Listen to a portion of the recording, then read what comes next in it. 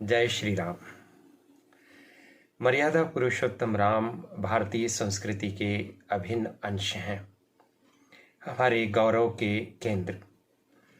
उनके बारे में जानने के लिए जो मूल स्रोत है वो है वाल्मीकि जी कृत रामायण, लेकिन वो संस्कृत भाषा में है। राम कथा और राम नाम को जन जन तक पहुंचाने का कार्य गोस्वामी तुलसीदास जी ने किया, जिन्होंने मध्यकालीन भक्ति आंदोलन के दौरान रामचरितमानस जैसे अमूल्य महाकाव्य का सृजन किया।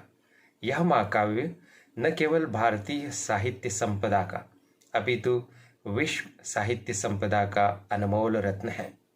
इसको पढ़ते हुए, सुनते हुए, समझते हुए, गाते हुए, पारायण करते हुए हम सब बड़े होते हैं और जीवन के प्रत्येक मोड़ पर रामचरितमानस के दोहे, चौपाइयाँ आदि से मार्गदर्शन प्राप्त करते हैं, संबल प्राप्त करते हैं, हिम्मत प्राप्त करते हैं।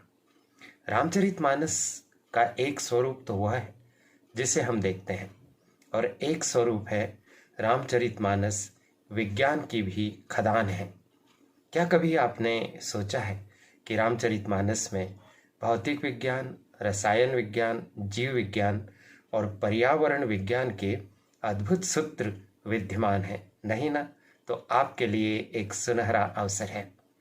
मध्य प्रदेश भोज मुक्त विश्वविद्यालय द्वारा गत वर्ष से ही एक बेहतरीन पाठ्यक्रम प्रारंभ किया, और वह पाठ्यक्रम है रामचरितमानस में डिप्लोमा। यदि हम इस पाठ्यक्रम के पूर्ण नाम की बात करें तो इसका पूरा नाम है रामचरितमानस में विज्ञान से सामाजिक उत्थान में डिप्लोमा। विज्ञान भी है और किस तरह से ये सामाजिक उत्थान में विज्ञान के दृष्टिकोण से और अधिक बढ़ावा दे सकता है, इसके अध्ययन से हम सब यह सीख सकेंगे। इस वीडियो में इसी पाठ्यक्रम के बारे में आपको सभी जानकारियां दी जा रही है। यह करियर एडवाइस चैनल है, इसे सब्सक्राइब कर दीजिए, बेल आइकॉन प्रेस कर दीजिए। ऐसी ही महत्वपूर्ण सूचनाएं आप तक निरंतर पहुंचती रहे, इसके लिए चैनल के साथ सदैव बने रहिए। मैंने स्वयं पिछले वर्ष इस पाठ्यक्रम में एडमिशन लिया और परीक्षा दी है। रिजल्ट की प्रतीक्षा है। भगवान राम की कृपा से रिजल्ट भी अच्छा ही आएगा। चलिए समझते हैं इस पाठ्यक्रम के बारे में। इस पाठ्यक्रम के करने की योग्यता क्या है? तो जिस भी व्यक्ति ने कक्षा 12वीं या इसके समकक्ष की परीक्षा उत्तीर्ण कर ली है तो वो इस पाठ्यक्रम में एडमिशन ले सकता है। ध्यान रखिए कि यह एक यूजी डिप्लोमा पाठ्यक्रम है। यदि आप जिस समय हायर सेकेंडरी स्कूल में पढ़ते थे और उस समय 11वीं तक ही अध्ययन की व्यवस्था थी, यानी 10+2 का 1986 का एजुकेशन मॉडल लागू नहीं हुआ था, तो आप कक्षा 11वीं के आधार पर ही इसमें एडमिशन ले सकते हैं, जैसे कि मैंने भी लिया था।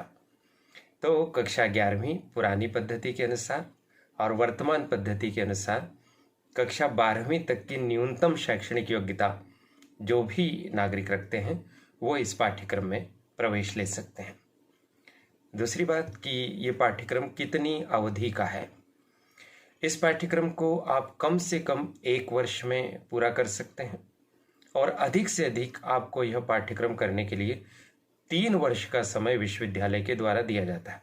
ध्यान रखिए कि 1 साल में ही अगर आप इसके प्रश्न पत्र को उत्तीर्ण कर लेते हैं, इसमें जो असाइनमेंट आदि दिए जाते हैं उन सबको संपन्न कर लेते हैं, तो केवल 1 वर्ष में ही यह डिप्लोमा पाठ्यक्रम हो जाता है। लेकिन कतिपय कारणों से आपने फॉर्म भर दिया लेकिन उस वर्ष आप परीक्षा देने की स्थिति में नहीं हैं, तो आपको चिंतित होने की आवश्यकता नहीं है। आप इस पाठ्यक्रम को पूरा करने के लिए आगामी 2 वर्ष और प्राप्त कर सकेंगे, और अपनी सुविधा के अनुसार 1 से 3 वर्ष की अवधि में इस डिप्लोमा पाठ्यक्रम को आप पूरा कर सकेंगे। यह होगी 2 बात। अब आप जानना चाहते होंगे कि इसके लिए शुल्क कितना लगता है। तो ध्यान रखिए कि यदि आप भोज विश्वविद्यालय से पहली बार पढ़ रहे हैं और आपने कोई रजिस्ट्रेशन आदि पहले से नहीं करवा रखा है, तो शुल्क को 2 भागों में हम बांट सकते हैं। पहला भाग है ट्यूशन फीस। ट्यूशन फीस जो आपको लगेगी वो 3000 रुपया इस डिप्लोमा पाठ्यक्रम के लिए है। इसके अलावा भोज मुक्त विश्वविद्यालय में जब आप एडमिशन लेते हैं तो रजिस्ट्रेशन फ़ीस भी लगती है, और इस डिप्लोमा पाठ्यक्रम के लिए रजिस्ट्रेशन फ़ीस 300 रुपया निर्धारित की गई है। इस तरह से 3,300 रुपया आपकी फ़ीस लगेगी, जिसको आप भरकर इस कोर्स में एडमिशन ले सकेंगे और इसको पढ़ सकेंगे। चलिए अब हम जानने की कोशिश करते हैं कि इसका पैटर्न क्या है। इसमें आपको दो तरह की व्यवस्था करनी होगी, एक असाइनमेंट प्रोजेक्ट वाली और एक लिखित परीक्षा में आपको शामिल होकर प्रश्न पत्र हल करने होंगे।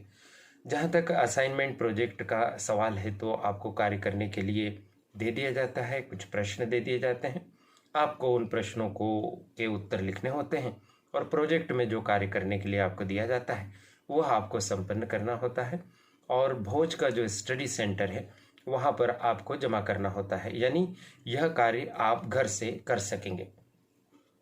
कैसे लिखेंगे ये सब, तो ध्यान रखिए कि आपको 3,300 रुपया जो आप व्यय करते हैं उसके बदले में आपको आपके पाठ्यक्रम के हिसाब से पुस्तकें भी प्राप्त होती हैं, और उन पुस्तकों में वो सब जानकारी उपलब्ध होती है जिसके आधार पर आप असाइनमेंट आदि का कार्य आसानी से कर सकेंगे। इसलिए चिंता करने की कोई खास आवश्यकता आपको नहीं है। अब रहा सवाल लिखित परीक्षा का, तो बाकायदा इसके पेपर होते हैं और पेपर में सामान्यतः एक एक दिन का अवकाश भी मिलता है। किसी पेपर में 2 दिन का अवकाश भी आपको मिल सकता है। 4 लिखित पेपर होंगे। प्रत्येक लिखित पेपर में 10 प्रश्न आते हैं। कभी कभी ऐसा देखा गया, जब मैंने परीक्षा दी थी तो 4 में से 2 पेपर ऐसे हुए थे जिसमें 10 प्रश्न एक के बाद एक क्रम से आ गए और आपसे कहा गया कि कोई भी 5 प्रश्न हल कीजिए, और 2 पेपर ऐसे थे जिसमें 10 प्रश्न तो थे ही, लेकिन वो अथवा में थे कि पहला प्रश्न फिर उसके अथवा में, दूसरा प्रश्न उसके अथवा में। तो जब 10 प्रश्न एक के बाद एक सूचीबद्ध कर दिए जाते हैं तो परीक्षार्थी को काफ़ी सुविधा होती है, और जब अथवा वाला मामला होता है तो कई बार ऐसा होता है कि किसी प्रश्न के दोनों ही हिस्से हमें आते हों, शुरू वाला प्रश्न भी और अथवा वाला भी, लेकिन कोई प्रश्न ऐसा होता होगा जिसके दोनों ही प्रश्न नहीं पता, तो तब थोड़ी सी कठिनाई बढ़ जाती है। कहने का तात्पर्य यह है कि आपको 5 प्रश्नों के उत्तर इसमें लिखने होंगे। अब इसके स्वरूप को जान लेते हैं कि इसमें कौन कौन से पेपर आपको पढ़ने होते हैं। तो ध्यान रखिए कि इसमें आपको 3 तो प्रमुख विज्ञान हैं। भौतिक विज्ञान रामचरितमानस में, रसायन विज्ञान आप रामचरितमानस में रसायन विज्ञान खोजेंगे, और साथ ही साथ जीव विज्ञान रामचरितमानस में भी आपको खोजने का अवसर मिलेगा। इसके अलावा एक है पर्यावरण विज्ञान। तो आइए अपन इन प्रश्न पत्र के पूरे नाम को देखते हैं, और आपको मैं जो पुस्तकें प्राप्त होती हैं उनके कवर पेज आपकी मोबाइल स्क्रीन पर दिखाता हूँ। प्रथम प्रश्न पत्र भौतिक विज्ञान पर आधारित है, और इसका जो पूरा शीर्षक है प्रश्न पत्र का वो है भौतिक विज्ञान से सामाजिक समरसता एवं विकास। तो देखिए विज्ञान का किस तरह से अनूठा प्रयोग इस प्रश्न पत्र में किया गया। आप जान पाएंगे इस पेपर को पढ़कर कई बातें कि जब उस समय युद्ध वगैरह होते थे तो कैसे अस्त्र शस्त्र के निर्माण में भौतिकी सिद्धांतों का प्रयोग किया जाता था, या पुष्पक विमान वाली जो विमानन तकनीकी थी वो कैसी थी, राम सेतु बनाया गया था तो उसको किस तरह से निर्मित किया गया, उसमें कैसे फिजिक्स लगाई गई, आदि आदि। फिर हम द्वितीय प्रश्न पत्र की तरफ चलते हैं। तो द्वितीय प्रश्न पत्र आप देख पा रहे हैं जो रसायन विज्ञान पर आधारित है, और इसमें कहा जा रहा है रसायन विज्ञान से वैश्विक बंधुत्व एवं सामाजिक प्रगति। तो विज्ञान भी और विश्व में किस तरह से भ्रातृत्व का भाव विकसित हो इसके बारे में भी चर्चा की गई है। इसमें कार्बन और तमाम जो रासायनिक तत्व हैं उन सबको रामचरितमानस में ढूंढने और समझने का मौका मिलेगा।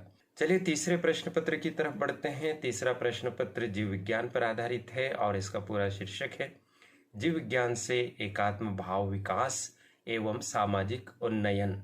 साथ ही साथ आप हर पेपर में लाल शाही से लिखा हुआ देख पा रहे हैं सामाजिकता और रामचरितमानस। तो कई सारे पहलुओं को कवर करता हुआ यह पाठ्यक्रम है। चलिए हम एक और पेपर की बात कर लेते हैं, चौथे पेपर की, जो पर्यावरण पर आधारित है, और इस पेपर का पूर्ण जो शीर्षक है वो इस तरह से है पर्यावरण विज्ञान से पर्यावरण संरक्षण एवं सामाजिक उत्थान। तो ये हो गए 4 प्रश्न पत्र। इन चारों प्रश्न पत्रों की पुस्तकें आपको प्राप्त होंगी बकायदा आपके अध्ययन केंद्र से। तो यह एक अच्छा पाठ्यक्रम आपके लिए हो सकता है। शुल्क भी बहुत अधिक नहीं है, अवधि भी बहुत सीमित है, शैक्षणिक योग्यता भी केवल 12वीं और पुरानी पद्धति से 11वीं ही मांगी जा रही है। असाइनमेंट के लिए जो प्रश्न आपको दिए जाते हैं, आपको 2 सेट असाइनमेंट के लिखने होते हैं, यानी हर पेपर के लिए आपको 10 प्रश्नों के उत्तर असाइनमेंट के रूप में लिखने होते हैं। मेरा अपना अनुभव यह है कि असाइनमेंट लेखन के लिए जो आपको प्रश्न प्राप्त होते हैं, कमोबेश वही प्रश्न आपको परीक्षा में पूछ लिए जाते हैं। तो बहुत उपयोगी जानकारी आपको लगी होगी। करियर एडवाइस चैनल का बहुत बहुत आभार, धन्यवाद। चैनल को सब्सक्राइब कीजिए। नमस्कार, जय श्री राम।